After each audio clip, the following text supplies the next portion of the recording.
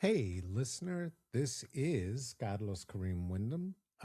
And if I'm here talking at the beginning of an episode, you know what that means. It's another very special episode. I want to let you know that this is a presentation that was brought to you by our collaborator and colleague, Jamila Thompson, and is co hosted by my very own co host right here in the space, Teresa Logan. For those who were here last week and checking it out, and the last episode ended on that cliffhanger that sounded like it got tense. It wasn't your imagination, but just be reassured. The group is not broken up. The band is still together, and we're backstage noodling on some things to give you the best listening experience that we can possibly give you as a team. We're still working together. We still love each other. I was supporting Teresa's live today. I don't need to prove this to you. Anyway, this is Envisioning Liberatory Futures with Jamila Thompson. All right, check this out. And we will be back to continue our cliffhanger episode next week.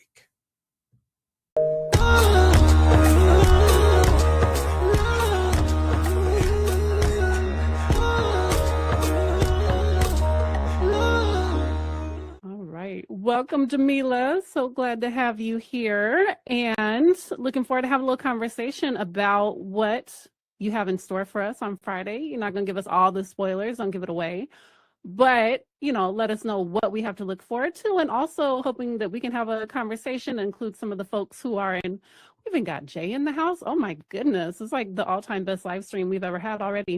And it's just about to get better. And let us know, why is this the moment when so many of us are struggling with just basic survival needs? How and why is this a moment where dreaming and imagining beyond survival is useful? Is it just bypassing or, delusional fantasy, or is it actually a liberatory tool? Which, right. It's a rhetorical question, but. Cool. I just think I am so kind of over the Octavia Butler told us this is where we're going, where the handmaid's tale, we need to get ready for that. I'm like, yes, Octavia Butler, genius, visionary, could see it, but do we have to go down that route? Do we really have to? And maybe it's just because I'm an idealist at heart, you know what I mean? And I'm always trying to advance something or innovate or bring some sparkle to things, because as an Aries I get bored easily. I was just we need to start really and not in a fantasy way. I'm not trying to say fantasize. This is very real, heavy, dense stuff, a collapsing of a society, right, in front of our eyes, and that has real consequences and real impacts on our spiritual, mental, and physical health. I'm not saying let's tomorrow it's going to be Care Bear land or anything like that, but what I am saying is that we are humans, and we have, in the history of humans, have seen civilizations fall, rise again. And so how do we I don't even like to say time anymore, because people do make time, but they don't curate the space to necessarily have the experience that feeds into the energy needed to sustain vision, right? So how do we make spaces where we can practice with our imagination, use visualizations, and get clarity around what it is we want to bring with us, because not all that we have now is bad, right? And what is it that we want, even in the hard times, to build in the future as we exit out of this, right? This collapse into the building of something new. And so I just think it's really important that we practice these things. Kids do it all the time, and some adults keep it. I used to daydream a lot as a kid, and it just fell away somehow. And so how can we use what we have as humans, which is our intuition and our imagination and our excitement, to visualize or create a vision, and then, practically say, hey, who do I need to become in order for that to happen, right? And then we could take it step by step, right? I think me I'll just speak for myself. I give up on things so easily when they're hard, because if I don't get it right away, right? And I'm just now in this stage of my life being like, it's the practice. It is the practice. It's the practice. That's where all the aha moments are coming from. That's where the joy is going to come from. That's where the peace is going to come from. And so I just wanted to create a space, because I know in the world of, you know what I mean, and phones, that it's easy to get distracted. So you can come, you don't have to think about it. You don't have to curate it yourself, and come and just go along this process of being intentional about what you want to build, beyond, just surviving. COVID was crazy, right? Everybody's just, we couldn't find toilet paper. People, like, that's survival mode, right? It's a version of survival mode. And I was just like, but other people need toilet paper. Like, why are we hoarding things? So like, what practices do we need to start practicing now, so that if there's a toilet paper shortage, right, we can be innovative and we can think about other people, and not make some harmful choices, that just end up with us surviving at the end, but not who we want to be as human beings. Yeah, I'm just sitting here like letting all of that sit and settle, because absolutely, right? Mm-hmm. I think I was listening to maybe Channy Nicholas's astrology podcast, Astrology of the Week Ahead, and she was talking about how the tech bros and all the oligarchs have just like enslaved our imaginations, and we can't even believe beyond that something else is impossible. Mm-hmm. That the only future we've been trained to foresee or believe in is one of, complete zombie apocalypse or whatever. We can all imagine the zombie apocalypse. Right. Very few of us are willing to admit that we can imagine a non-capitalist colonial society where humanity is thriving with all life on Earth. Right. Right. We have examples of those. You can find plenty of zombie apocalypse movies. Like, you don't even have to use your imagination. You could just drum up whatever visuals or whatever story somebody had about it. But a just world, I don't think Hollywood is ready to fund fun movies about people coming together to build a just world, like the way they do tragedy or sci-fi or robots taking over, and we're having to survive on, water, bread, and steel, and kill each other in order to survive. So tell us a little bit about what we can expect on Friday, without giving it all away, but what do you have in store for us? So I'm about like curating experiences. So this is a workshop. I want to curate spaces where you do your work, right? I'm just giving you some tools to do it, but to get clarity around like, hey, what is it? How do I want my life to look, feel? Who do I want to be? What community do I want to be a part of in the next 5 years, right? Realistic stuff, right? In the next 5 years. And also give people an opportunity to practice skills. I really do think like those of us who can breathe will survive. Those folks who are breathing, right? Those folks who can sit by themselves, those folks that can be bored, right? And be creative. We're going to see, are really going to fare well as we go through these challenges, right? So what are some of the practices? How can we practice using our imagination? How can we incorporate the things we love in our lives, right? So even when it's down, right? You have your morning coffee routine, right? You are conscious about, that is my favorite reading chair, right? And so if it's your favorite reading chair, you feel good, but you never sit in your reading chair. Let's start practicing now, sitting in, you know what I mean? Like little small things. They don't have to be big things to incorporate in your life. So you're not just, everything's going to hell and da, da, da, da, da. Like it's just so much of that and so much fear. I think the spiritual practices that I've learned and just being in the community that I'm in, I have found so much joy and inspiration and innovation. And I just want to bring that to other people. Like, yeah, like I am not saying the world right now is easy. Between the super moons, the powerful moons, the strawberry moons, the chirons, the Aries, I'm going through it. I'm not saying the world is living right now. Capitalism, the colonizers, the AI. Genocide. There's a lot to be like really angry about, sad about. There's a lot of grief right now and a lot of communities right now. I'm not ignoring that, but I can sense that my experience of life is tending to widen in some of the groups that I'm in based off of my practice of gratitude. Today, all my needs are met, right? And so when I interact with people, there's a lightness about me that I think I'm bringing to the world that I appreciate, and that I think when I receive it, it's infectious, right? So again, we're not trying to be Pollyanna and say, things are going to be great overnight and that we're not going to experience real traumatic and tragedy and all of that. But I do think how you frame your life dictates whether or not, I always say at 80 years old, 90, whenever the last thought I want to have is I do it again. Even though through all the tragedy, I do it again.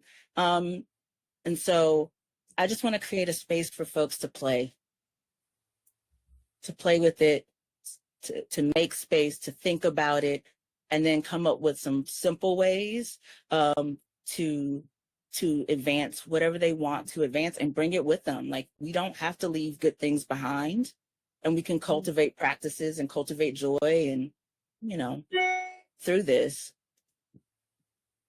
Like humans have always done, like the Harlem Renaissance. Look what came out of that. Like, you know what I'm saying? Like, out of the Great Depression, like good things exist too. Carlos keeps saying the music's about to get real good. The art's about to get real good. Let's go. I know, them jokes are about to be joking. Like, it's gonna be great. But we also have to be strategic and intentional about things in order for it to become true. And we need accountability, and we need transparency, and we're gonna need community, folks, and we're gonna need to regulate our nervous systems, because a lot of these skills we weren't socialized to use in community or in public spaces. Very individualistic society, right? So, what does it mean to take a step back for you not to lead? Right? And we can start practicing those things now to gain the resiliency and the lived experience, so that when we're in the midst of it, people aren't falling out, Lord of the Rings. On my precious, but it's toilet paper. Yeah. Oh, no, Lord of the Flies. That's what I meant. Lord of the Flies. Oh, that one too. Yeah. That's a choice. We have choices. Okay, I love all that energy. And it's like, that thing you say about being infectious. I think on the metaphysical side, we talk about vibrations. And if you raise your vibration, it raises other people's too. On the neurological side, they talk about mirror neurons and how we mirror the energy we're getting from other people. I think there's a lot of other things on emotional, psychological side of it makes a difference. For the nervous system, if your nervous system is grounded, the people around you are much more able to ground off of that. Like, I remember when I was first learning about the nervous system, and I had 3 kids, 5 and under at the time, and I would just watch. If I was dysregulated, I'd come home, I'm dysregulated, everybody is just a mess. Everybody would just fall apart. Mm-hmm. But if I could hold it together, then my kids had someone to ground off of. And so there's all these different ways that the science and the metaphysical and the spiritual, that they all do overlap in kind of some of those shared truths. And it's challenging. I mean, how do you navigate this for yourself? That place of sometimes I feel like, who am I to feel joyful and at ease today when there's so much hardship happening all around me? How do you navigate that tension for yourself? It's a constant. I would say 2 years ago, it was really hard. Like, I just felt an overwhelming sense of guilt and not shame, but a lot of guilt and sadness. And I think as the years have gone by, I think it's me doing a disservice not to enjoy the life that I have now while other people in the world are in the situations that they're in, right? And it's not that I want I tell people all the time, everybody should have a good life. You know what I mean? Like, so it's not that you want to say that like you want your life to be comparable to suffering, right? I don't think we're here to suffer. It's that I'm trying to get those people to a level of experience of living life that I'm at. And I hope people who are living more freely and liberated than I are helping me liberate myself and become more and more of myself. And as we become more and more of ourselves, bring in and usher in some really beautiful, beneficial things in the world. So it's not to shame where you are, it's to bring people where you are, to have the experiences, to have the freedoms that you have. And also who benefits and who's burdened by me sitting in grief and guilt and not having the energy to do something, to be active, to use my voice. So that's where I am today on that. I'd say those who benefits, whose burden questions, if I could only take one thing and give one thing from all the decade plus of racial equity work, it would be those two questions in any part of life. Who benefits, whose burden? Who benefits from me feeling like it's my job to save the whole world when I have no power to do so? Who is burdened by that? Right? And it's not all critical. You know, like I am probably now 50% doing it out of spite because F fascism, F white supremacy. And if we going down, I'm gonna have a good time. We're gonna barbecue, we're gonna laugh, we're gonna get these jokes off. Like I'm not going down miserable. Like I like, and part of that energy, 50% is excitement for what's about to like be birthed. And 50% about it is pure, just like Aries, you're not gonna tell me what to do. And I'm gonna do it as fun. And I'm using that. Like, you know what I mean? Like it's not coming from a pure place. It's a lot of it's coming from rage. It's like pure spite, and it's very valid. It is valid and it's real, and I use it. You know what I mean? And it's ego too sometimes, where I'm just like, I'm gonna smile because I know it's gonna make you feel bad. Like that's petty. It's who I am. Who I am. I'm not Buddha or Jesus the Christ. I am Jamila, and I am a human. You know, and I'm doing the best I can with where I am right now. But like part of why I wanted to build this space is like, how can we identify those things? What are the motivators, right? And we don't want it to like be harmful to you or anybody else, but like it's real right now. I would say maybe 2 months ago it was 80% spite. Right. But now I have an excitement about the future. And it's very weird because the 3D world is not mirroring what I know, what I can feel is coming. So yeah, like the goal is for us to be human. And I think, you know, white supremacy, colonization, redefine humanity, but we've always been intuitive, sensitive, connected to the earth. You know what I mean? Like all of this stuff. So we let some of those practices behind, right? And have learned to trust systems and not ourselves, right? Or trust hierarchy or trust power and not ourselves. And what I really want is for people to be able to trust themselves, forgive themselves, love themselves as we, as very messy humans, make our mistakes and grow through and to building a better future. Because what else we got to do for real but build a better future? We don't have nothing else to do. Suffer in fear and anxiety. I mean, I think that's what a lot of us are right now. For air, go back into some fear and anxiety, come back up for air again. No, I'm here, like exactly like you said, it's infectious. Like I'm already feeling several octaves higher in vibration or energy or hope or whatever you want to call it, just in this conversation. And I have the pleasure of speaking with you often. Right. But really tapping into that, like they've trained us to be the police of our own imagination. Like that won't work. They won't like that. They will say no. I'll be rejected. You know, they train us to be our own police, to keep our imagination locked down so that we don't try to do something more. That's not realistic. And then we do it to each other. Right. We do it to ourselves and then we do it to each other. And then it's so hard to try to build and dream something because we've all been trained to pull that down, make it realistic, keep it down here. That's where you belong, right? Depends on definitions of humanity. right? What are you here to do, right? And are you here to be right? Are you here to be good? Like, I find right and wrong, the binaries are a trap most of the time. They're just a trap. Like, I want to be a good person. Well, what does that mean? Like, I feel like I'm a good person, but as a Black woman in white supremacy systems, I am treated like I'm a bad person a lot. So like who gauges that, right? So I'm in my explore. Did you die? No. Okay, then try it. Try something else different. Like, that's all I got right now, y'all. I have surrendered everything to the universe. This world is too much out of my control. What is within my control is how I view the world and how I show up in the world. And that's what I'm really focused on. And that's what I want to create a space for folks to like really focus on themselves, like, and not police it. Don't police yourselves, and especially not policing other people, because we are not here to change people.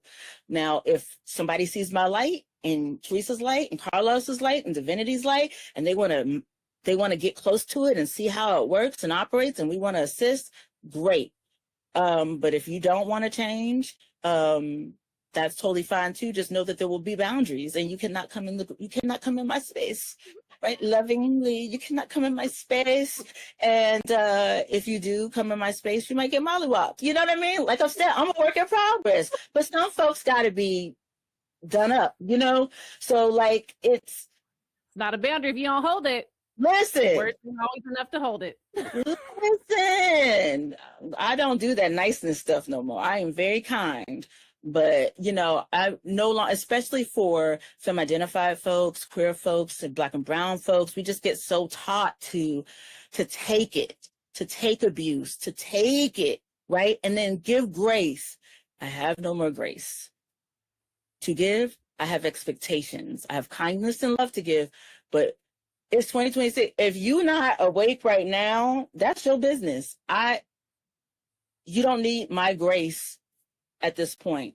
I'm really interested in working with people who are here and who are wanting to do it, and who are wanting to, I always say, you can rest, but you can't quit. I want to work with people who are like, I'm out, I ain't got it, this is really bad, but then come back to it, right? Those that just want to like be like, well, it is what it is. Humans have always been trash, and we're never gonna be better. Y'all go kumbaya somewhere else. Have fun over there. That to me feels like potato salad with raisins. I want a cookout experience with dancing and fun. And if you want to do that, come to the workshop, because that's what I'm trying to create. Some fun, but real intentional, internal, and community intentional dreaming, visioning, and practical things to take away. I'm so excited. I can't wait. I'm excited too. Super excited and nervous. That's the best kind, right? Like, you get ready to go on the roller coaster. See what happens. See what happens. And then be like, okay, what happens if I can like train myself to like lean into that energy instead of resisting or pulling away when it's like anxious or that nervous excitement of what's coming? Like, okay, but what if I start moving into that energy every day? What changes in my life? Yeah, I mean, I think that is why I just put it on the calendar. You know what I mean? Like, I've learned over the years, what motivates me is obligation. Like, so if I deadlines, like, yeah, I am a what is it called? Procrastinator. Like, how do I work with that? You know what I mean? So instead of trying to change myself, or like, listen, it's been 40 plus years. What if it don't change? So how do I work with it? And one of the things I realized from a friend, she was like, listen, we're going to put a get together every other week on our calendar, right? Because if you ask me if I want to go somewhere as an introvert on a Tuesday, I don't want to go. And I'm tired already, because work is tiring, right? But now that it's on the calendar, I am looking forward to it. And so I'm like, what ways can I continue to do things like that, right? And that's the community care that I need. I always feel better after we're together, right? And so there's these little moments throughout my week that keep me in higher vibration.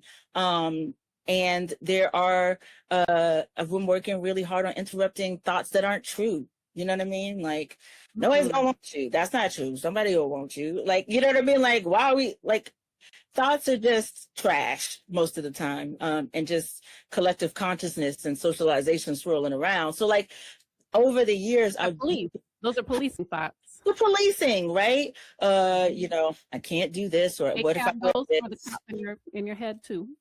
Yeah. Like, and it is, in my experience, it starts with you. So the work that I'm doing this year has been really starting with you. How do you take care of you? How do we shift blame and take accountability? How do we stop taking accountability for things that are not ours, right? And in that way, that's accountability again, because it's you taking on things, right? And how do you build resiliency towards, I'm a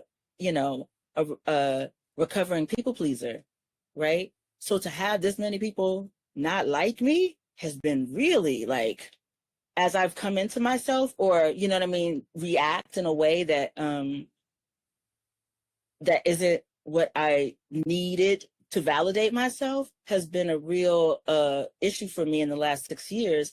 And I've just, in order to be in alignment with who I say I want to be in the world, I was realizing that I was creating for myself a real difficult position, because you want to people please, but you're not doing what you need to be doing, right? And I was terrorizing myself that way, right? And so now that I don't terrorize myself, it's just this one part, right? Like that I have to deal with.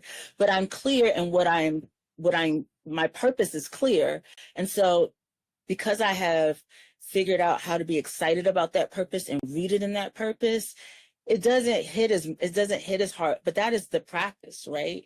Of being human. And I don't say, like, my feelings get hurt and then it be gone. Like the days of sitting there over the weekends where I was thinking about what I said, what I didn't say, what I should have said, are gone, right? But that took years, right? And I'm still working on it. So I just want people to know that, like, it has to be intentional. There's no shame if you don't do it, you know what I mean? But like, what else do we have to do? Like, why not try it? Why not try it and stick with it and see what comes out? And I think in a world where we are so used to being asked to know the answer, we forgot how to play an experiment.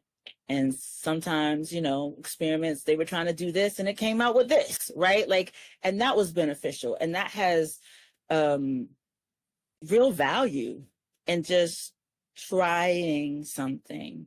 And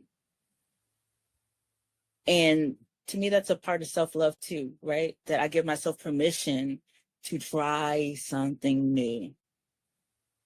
Even if I fail or I don't like it, Facts. It's still okay to try. I just need the clarity. Oh, well, I didn't like that. Thank you. Because I'm an indecisive person. If I can cross something off the list, yay. If I can get closer. It works.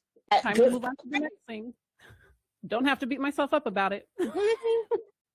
Well, let me say, I know we got to wrap up in a minute because you got somewhere else to go. And I love all the folks commenting in the chat. Do we have any questions from the chat? Sure. And we can make Ella speaker if you have a question you want to ask as well. But while you type, I'll say, yeah, I'm so looking forward to this. And I like to remind folks that the reason we have community divination practice, the reason we bring in the metaphysical to this work is not what happens in a lot of new age spiritual spaces, especially the white ones, which is just a way to like bypass and avoid reality.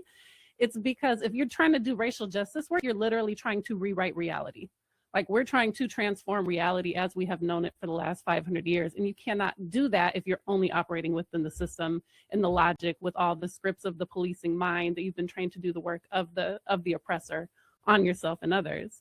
And so transforming ourselves, tapping into something beyond our own, logical, direct consciousness, whatever you want to call that for yourself. I'm not evangelizing any spirit or religion or anything else, but you have to have somewhere to ground yourself in something that's more than yourself and inside of yourself so that we can do this. Because how much more powerful could we be moving at this level that you're moving at? If we're all moving with that energy and that belief in what's possible, we're moving towards that vision. I'm like looking at the sun on your picture behind you. If we're all moving there together instead of the AI slop apocalypse, capitalism collapse, what else could be possible? What else could we achieve if we're moving with that energy? We're unstoppable. But that's why they spend so much time and energy and effort trying to convince us that we just need to scroll and be depressed and be poor and, and be a good cog for capitalism so we don't die and then die. And even if we do end up there, do we gotta just y'all just want to go? I'm not willing to just go. And honestly, part of it is these people are not smarter than you. They're not, more talented than you. They're very mediocre, very low vibrational people.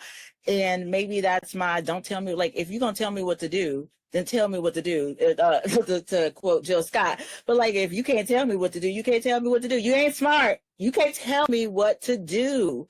And I also want to say, like, that those are big words, like a big statement to say. But I also want to say that, like, I am saying that having the faith that knowing as the stakes get higher, the courage will be there. That it's not all here now. That I am practicing so that as the stakes get higher, that I have faith that I will have integrity in those moments. I will have courage in those moments. I just feel like I'm in practice, and I just want to learn as many skills as possible to be beneficial for not just the survival, like beyond the survival, like the creation. I'm a creator at heart. And that's what really excites me. So creating this opportunity in these spaces and learning from other people, I'm super excited about it. And hopefully we can do it again. I feel like the way I'm feeling about Friday, I'm excited about it. We could do it, offer it more, these spaces where we can lead people through a process that they can take home. And it also just feels good. And I think in a time where there's so much to feel bad, I just am really tapping into the things that make me feel good. Because I know that, the depression and mania, those are places that we can visit as humans, but I'm not useful in those spaces. And I really am downplaying my light and my genius when I'm in those spaces. And so, in order to be, Spirit told me, it was like, you need to keep your feet on the ground, because people about to, you know what I mean? Like, they're very dysregulated. They don't know how to breathe. They don't know how to be like I said again, be by themselves and like really process emotions, feel emotions. And I'm just going to be watching from the ground with my PPE on, put your hard hats on or whatever you need. Get your ice cream cones, popcorn, and get to work. And we have to stay focused. It's a lot of us going through and about to be going through withdrawals from the biggest addictions, which are consumption. And yes. It's a lot when you start going through withdrawals from the consumption and convenience you've been using to numb yourself to the realities of life. Okay, I know we keep going. It's not really like the practice is the ability to practice has been coming. I got rid of Amazon, right? Like, you know what I'm saying? I was like, I gotta stop patronizing at these places that don't represent me or care about my life, right? And so it created minor inconveniences, right? But that is also like the building of resiliency and also you living in an alignment, right? And so like there are things you can do today to start building up to, you not having coffee anymore because of global warming. Like we don't need to flip tables because you didn't have a cup of coffee. All right. So if people are coming to join us on Friday, what do they need to bring with them? Like a pen, paper, a meditation pillow? What do they need? You need to bring a snack, water, tea, whatever you need throughout the space. We're going to take a brief break, but it's 2 hours, so it's a really short amount of time to do this. And also bring, if you are not someone that can create like on a slide with like cutting and pasting and things like that. Bring colored pencils, markers, a sheet of paper, because we'll be creating some, I'm calling them liberation maps, so that we have those up for us to remind us that these are the steps that we're going to take towards creating our enlightened, liberated selves in the future, and our liberated communities and our liberated family dynamics, that we can do some of that work. Even if our family members don't do it, even if our communities don't do it, we have impacts. We're all interconnected. Okay, so get your craft supplies out, and if you don't have any, don't worry, we can do it digitally. Yep. And be ready to dream, it sounds like. Yeah. I can't I'm excited. Thanks for having me, Teresa. Thank you. On your live. Thank you for coming to talk with us. It's always a pleasure and honor to hang out with you. And we'll see y'all again Friday, hopefully. Yay. Bye, y'all. Up there. Bye.